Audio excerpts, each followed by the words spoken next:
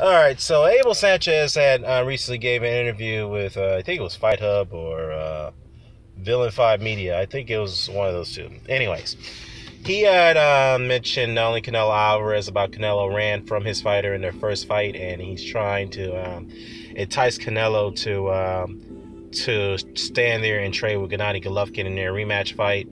Pretty much trying to get in the head of Canelo Alvarez, which I'll get to later in the video, right? But he said something very interesting that it's kind of got social media up in arms about his comments about black fighters.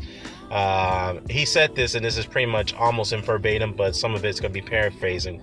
He said here that, quote, that black fighters fight in a style that's not crowd pleasing to fans. Okay, it's not a crowd pleaser, and with the exception of Terry Norris, the guy that he trained as the guy you see before you. Okay, those who don't know what Terry Norris is, Terry Norris was the a dominant light middleweight champion of the world, who was a unified and lineal middleweight champion of the world during the middle stages of his career, whatnot, and ended up being a Hall of Famer. He beat the likes of Sugar Ray Leonard, Donald Curry, Meldrick Taylor, Simon Brown, you name it. He beat those names.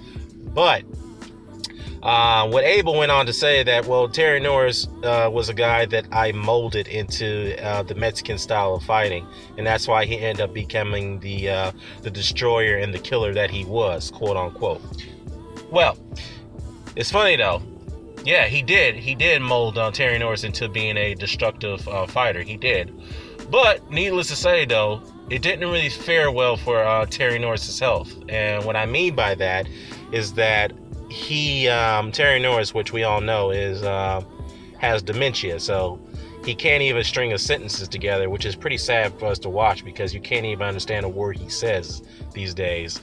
And the only time you get access to Terry Norris is that, well, he will show up here, now and then at a boxing convention somewhere, and then he'll just go back to seclusion in a remote town near the southern border of near the border of Mexico, which is in Ocampo, California.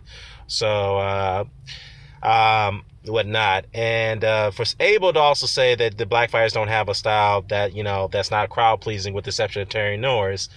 I mean, God damn it. I mean, did he just wake up in another universe? Does he not remember Sugar Ray Leonard? Yes, Sugar Ray Leonard was the same guy that lost to Terry Norris. We all know that was a way past prime, faded Sugar Ray Leonard, over the hill Sugar Ray Leonard. But Sugar Ray Leonard in his prime was a destructive fighter, not so in the come for pressure style. No. Sugar Ray Leonard had many weapons to beat you. He can box from the back foot. He can box you in angles. He can set up his shots, and he can hurt you. He was mean in the ring, okay? I mean, didn't he not remember Mike Tyson? I mean, Mike Tyson was a destructive fighter. I mean, he had the Joe Frazier type of style, pressure style of fighting, whatnot. Evander Holyfield was a devastating boxer puncher. Lennox Lewis was a damn good boxer puncher. But besides the point, he also went on to say that black fighters don't draw. They can't sell tickets. I mean, goddamn it. I mean, didn't he not... did he live in another universe at the time that Mike Tyson was the biggest draw in boxing at the time in the 80s? Did he live in another universe when Muhammad Ali was the biggest draw in boxing? Sugar Ray Robinson? Mike Tyson? Sugar Ray Leonard? I mean, these are guys who were draws. Evander Holyfield was a big draw. So, I mean, what world is Abel Sanchez living in, for God's sakes, okay? Man, and to go on to say that black fighters are boring, I mean, he may not remember his other two black fighters that he trained, Paul Vaden and Orlin Norris, who's Terry Norris's brother. I mean, goddamn, as I recall, they weren't quite exciting fighters, even though they were black. But Abel, you trained them. You trained those guys, and they weren't exciting fighters. Well, I mean, what are you talking about? What are you talking about? What about the fight that we had 3 years ago with Vladimir Klitschko and Tyson Fury? I mean, yeah, they're not black fighters, but was that an exciting fight? No, I don't recall. That was not an exciting fight. What about Kovalev versus Kovalev versus Muhammadi? I mean, shit.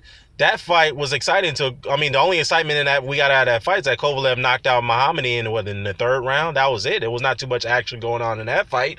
But, you get my point. You get my point, okay? As far as black fighters who can't draw, does he not remember who Floyd Mayweather was? Yes, I don't like Floyd Mayweather, but he was a draw. He was the top draw in the sport of boxing. Like it or not, he was. Okay?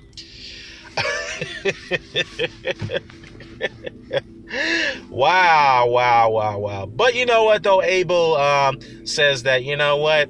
My guys, the guys that I train, they come forward. They're there to take your head off. They give the crowd what they want, which may be true. However, he did not mention Paul Vaden. He did not mention, what's his name, Orlin Norris. Because those guys were not crowd-pleasing fighters, from my recollection, when I watched them in back in the day. And speaking of Paul Vaden, wasn't he the same guy that had an affair with Terry Norris's wife? His ex-wife at that time? Well, now is his wife at that time, I should say. I hate to bring that up, but I know that there is some bit of a connection there, but it is a fact. But anyway, that's besides the point. Okay. What Abel doesn't mention is that, yes, his style of training does prep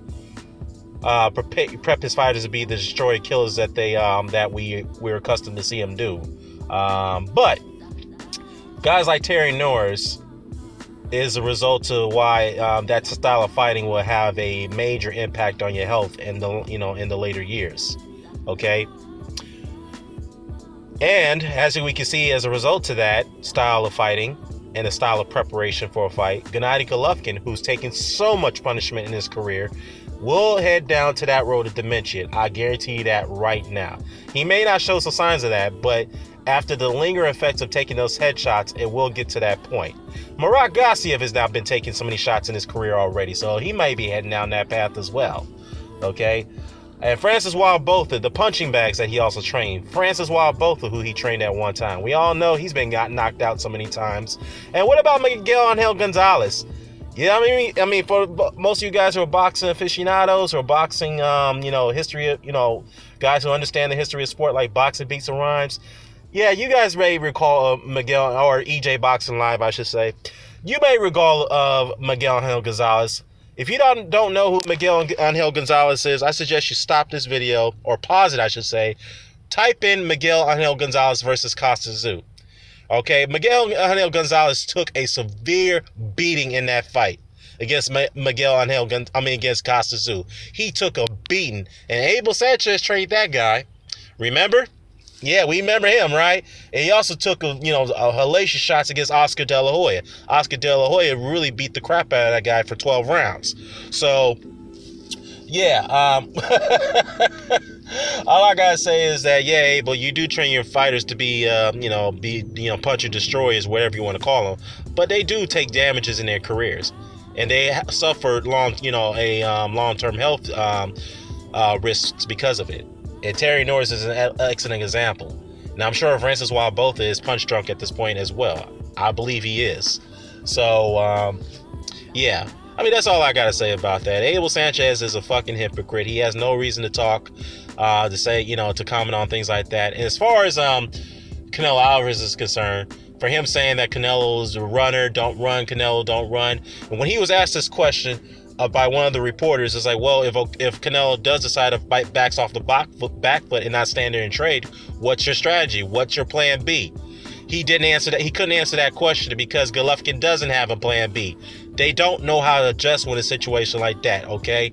So that's the reason why he's enticing Canelo to stand there and trade with Golovkin, which is not going to happen, all right?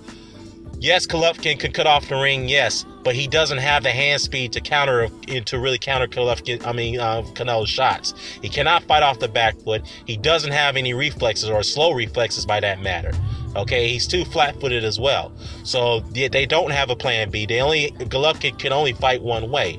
Not saying he's not a good fighter. He's an excellent fighter. But we do know that he lacks the adjustments and he lacks certain techniques. And he's very poor at defense. So this is a reason why Abel Sanchez is enticing Canelo to fight their fight, because they feel this is the only shot they have of winning it. But hey, it is what it is. Boxing is not just a strategic. It's not a strategic element a component, I should say. There's also more of a psychological component as well, and this is what Abel Sanchez is trying to do. Since we know Gennady Golovkin is not, a trash talker, obviously English is not his first language. Abel Sanchez is going to do the talking. He's going to get in the head of Canelo Alvarez, which he's trying to do, and he might be succeeding. But we'll see. We got a couple months ago, almost 3 months ago, I should say. So we'll see what happens from there. But all I got to say is, Abel Sanchez, shut the fuck up. I mean, you were doing a good job of not running off your mouth for a few months. But then again, you really kind of, you're really kind of making a name for yourself in the social media realm of boxing again. I mean, I know a few weeks ago, you've commented on Jermell Charlo not deserving a shot against your guy, if your guy somehow retains his WBC title, which is another video I may have to make. Okay, so it is what it is. That's all I gotta say. I'm out.